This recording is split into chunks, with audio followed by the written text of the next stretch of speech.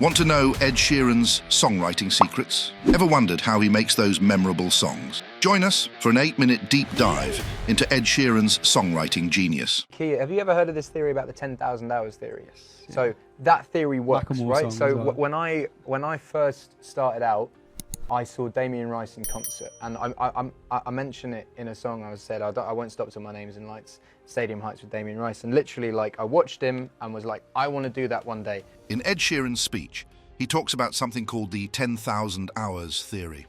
This theory suggests that to become really good at something, you need to spend about 10,000 hours practicing it.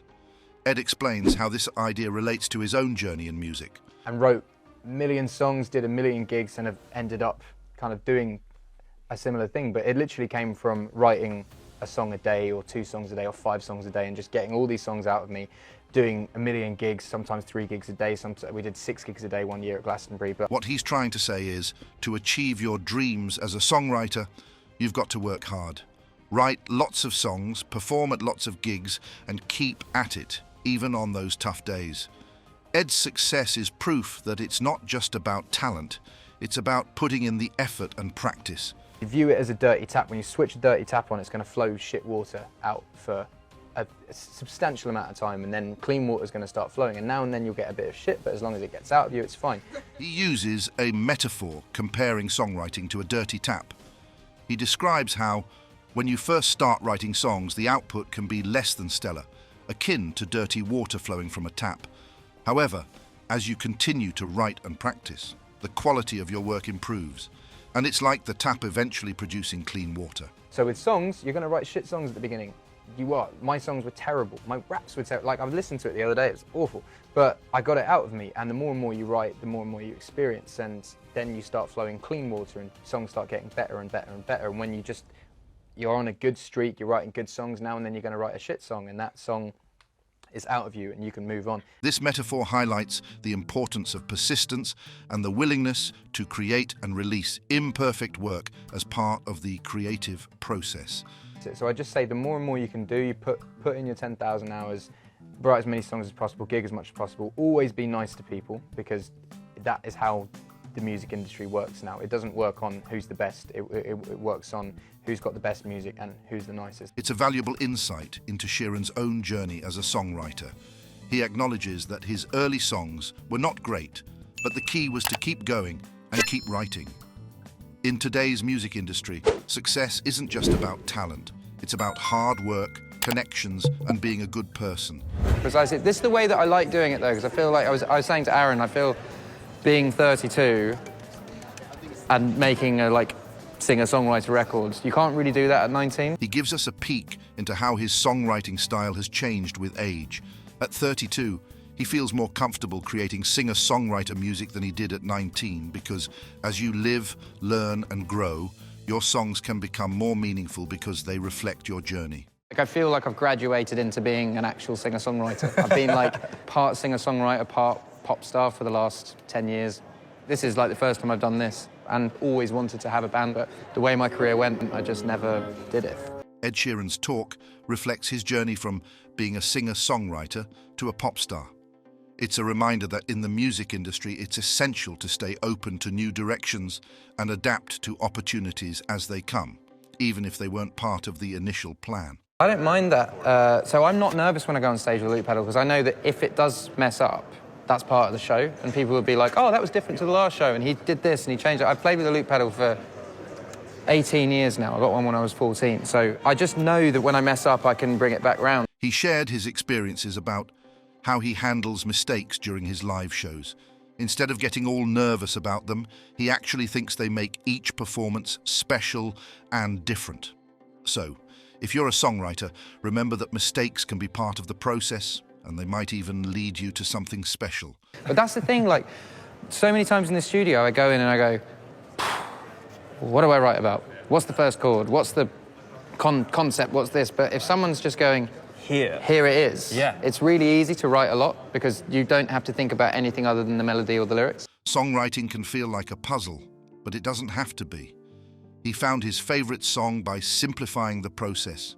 His advice is, don't overthink it. Let your creativity flow naturally Focus on melody and lyrics, and you might create something truly special. What I've learned about writer's block is it doesn't actually exist. You should just not push it. If you're trying to write a song and you can't, you shouldn't just try and write it, because then the block will happen, and then in your head you'll think, oh, I've got writer's block now. So what I do when I can't write a song is I just put a guitar down and go and do something else for about a couple of weeks, and then come back, and then I'll be able to write a song. You know, Perfect, I wrote about my wife, but no one in the world thinks that song's about my wife. They think it's about their partner. You know, Yeah. the song is owned by them. He talks about how songs take on a life of their own once they're out in the world. Ed's point is that songs, while created by artists, become owned by the audience who finds their own meaning in them. And that's what I found with Eyes Closed. The first time I ever played Eyes Closed was when I did that Secret gig in November. And I cried introducing it, I cried mid, and I cried after it. And then now it's out, I've had so many people message me their stories of their loss and grief, and now it belongs to them. This is a simple but profound songwriting tip. When you write a song, it becomes a shared experience, and the emotions it evokes belong to the listeners. I think it's about remembering why you do it, and knowing that, like, and I've been, you know, someone who has made mistakes and like might have released the wrong thing here, or might have listened to this opinion here, or whatever. But at the heart of it all, I write songs because I like writing songs. Ed touches on the importance of staying true to one's artistic motivations and not losing sight of why you create music.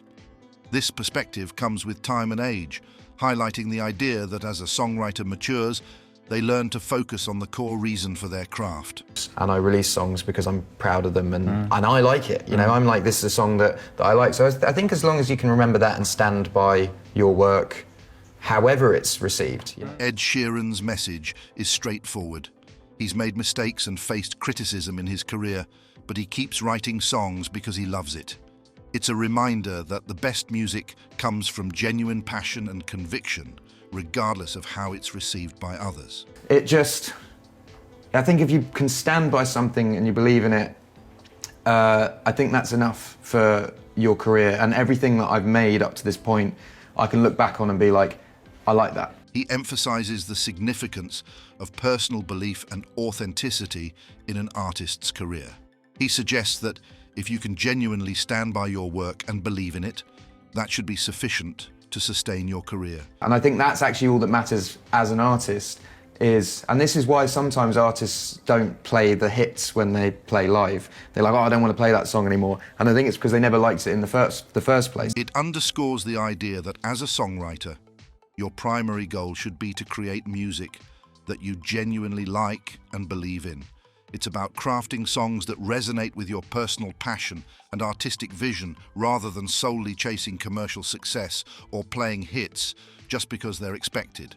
Yeah, I guess my advice for young performers is just do you. Like, there's 7 billion people in this world, and there was no one like you, and there's no one who's going to write songs like you, and no one who's going to sing like you, as long as you keep it exactly yourself. I mean, imitate people to a point to get your influence and kind of help you write songs and help you learn guitar and help you sing, but once you found your voice, just do that and stick with it. Now that you know Ed Sheeran's songwriting genius, and now it's time to explore Beyoncé's hit-making secrets. Watch Beyoncé Finally Shares how she writes hit songs to discover her songwriting process and get ready to be amazed. If you enjoyed this video, don't forget to hit that like button and subscribe for more musical insights.